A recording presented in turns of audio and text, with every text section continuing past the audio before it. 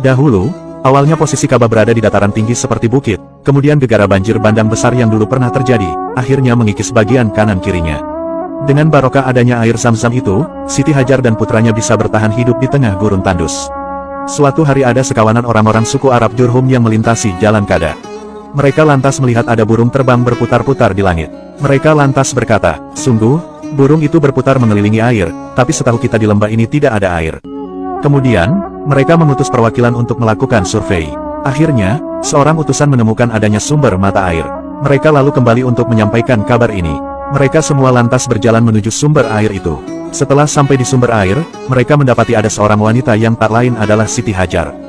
Mereka lantas berkata, "Apakah engkau mengizinkan kami untuk singgah di tempatmu?" Siti Hajar menjawab, "Ya, tapi kalian tidak memiliki hak atas air ini." "Baik," kata mereka. Siti Hajar nampak senang karena beliau akhirnya ada temannya. Dari sinilah orang-orang mulai banyak yang menetap dan tinggal di sana. Mereka semua hidup hingga beranak pinak. Tahun demi tahun akhirnya populasi kawasan itu meningkat hingga menjadi ramai. Kawasan itulah yang kemudian kita kenal dengan nama Makkatul Mukarramah, sebuah kawasan yang dulu gersang, panas, tandus, kini telah berubah menjadi kota suci yang ramai dan barokah. Di saat Nabi Ismail kecil mulai tumbuh remaja, beliau lantas belajar bahasa Arab dari orang-orang di sana.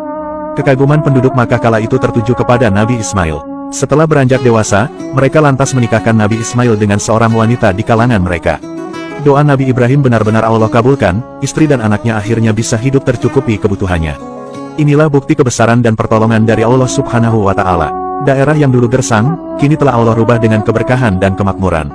Hebatnya, mata air sumur Zam-Zam di kota Makkah ini tidak pernah surut airnya bahkan sampai sekarang ini, meskipun air ini diambil dan dikonsumsi oleh jutaan jamaah haji dan umroh dari seluruh dunia.